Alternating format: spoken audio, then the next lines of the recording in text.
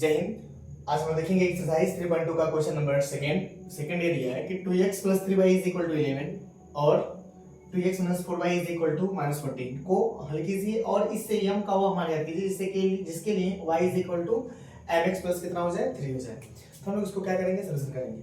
क्या करेंगे इसका हम लोग सोल्यूशन करेंगे इसे कैसे करेंगे, तो करते हैं इसका हम लोग सोल्यूशन करेंगे दो समीकरण दिया है। एक समीकरण दिया है क्या 2x + 3y = 11, इक्वेशन नंबर 1 है। और एक समीकरण क्या दिया है 2x - 4y बराबर दिया है -24। इस समीकरण नंबर क्या है 2 है। अब इसको हम लोग करेंगे प्रतिस्थापन विधि से। किस विधि से? प्रतिस्थापन विधि से। हम चलेंगे समीकरण 1 से। एक दिया है क्या 2x + 3y बराबर 11। मान निकाल लेते हैं हम लोग, x का मान निकालेंगे। किसका मान निकालेंगे? x का। जब x का निकालेंगे तो y वाले को कर देंगे पक्षांतर। तो यहाँ हो जाएगा क्या 2x ना, ठीक 2x = लिख लेंगे 11 माइनस हो जाएगा क्या 3y प्लस हो जाएगा -3y। मान निकालेंगे जब x का तो हो जाएगा क्या 11 - 3y और बटे कितना हो जाएगा 2। 11 - 3y बटे कितना हो जाएगा 2। यही मान क्या कर लेंगे समीकरण नंबर क्या करेंगे 2 में रखने पर इसी मान को हम लोग क्या करेंगे समीकरण नंबर 2 में रखेंगे। अब समीकरण 2 में रखेंगे, समीकरण 2 से चलेंगे। समीकरण 2 से समीकरण 2 क्या दिया है? समीकरण 2 दिया है क्या 2x - 4y बराबर दिया है -24। ठीक है, मान रखेंगे 2 रहेगा, x के जगह जो मान रखेंगे हो जाएगा 11 - 3y और बटे कितना हो जाएगा 2 और माइनस हो जाएगा 4y = कितना हो जाएगा -24 हो जाएगा।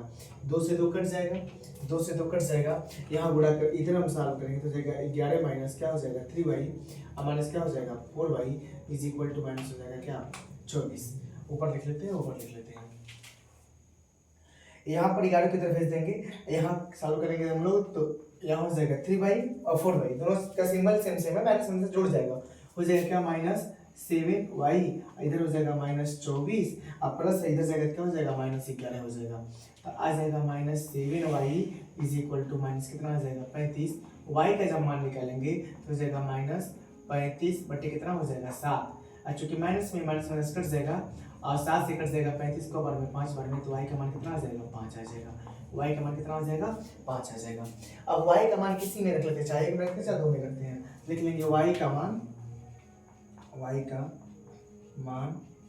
समीकरण 1 में रखने पर, y का मान समीकरण 1 में रखने पर। समीकरण 1 क्या दिया है? चूंकि समीकरण 1 दिया है क्या 2x + 3y बराबर दिया है 11। मान रख लेते हैं तो हो जाएगा क्या 2x + 3 गुणी y की जगह कितना रखेंगे भाई साहब, तो 5 रख लेंगे। हो जाएगा 5 = आ जाएगा 11। हो जाएगा क्या 2x कितना हो जाएगा 3 बचे कितना हो जाएगा 15 और बराबर कितना हो जाएगा 11। तो आ जाएगा 2x = 11 और प्लस से क्या हो जाएगा माइनस हो जाएगा 15। तो आ जाएगा 2x = 15 में से 11 जाएगा कितना बचेगा -4 हो जाएगा। तो आ जाएगा x = -4 में कितना हो जाएगा 2। तो x कितना हो जाएगा -2।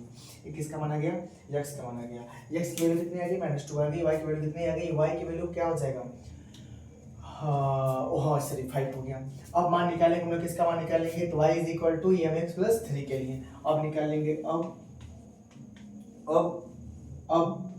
y = mx + 3 के लिए, mx + 3 के लिए लिख लेंगे समीकरण में x व y के मान रखने पर। समीकरण में मान रखते हैं x और y के दोनों का मान रखते हैं। तो y के जगह कितना दिया भाई साहब 5 दिया, तो जाएगा 5 बराबर m गुणी x के जगह कितना मान दिया है तो -2 और प्लस कितना हो जाएगा 3। इधर हो जाएगा कितना 5 हो जाएगा प्लस क्या हो जाएगा -3 = माइनस क्या हो जाएगा 2m हो जाएगा। घट जाएगा भाई साहब, 5 में से 3 जगह कितना बचेगा 2 बचेगा। कितना बचेगा 2 -2m हो जाएगा। मान निकालेंगे तो जाएगा क्या 2, इसके बीच में गुणे का चिन्ह के साथ इधर क्या हो जाएगा बट्टे हो जाएगा -2 = क्या हो जाएगा m।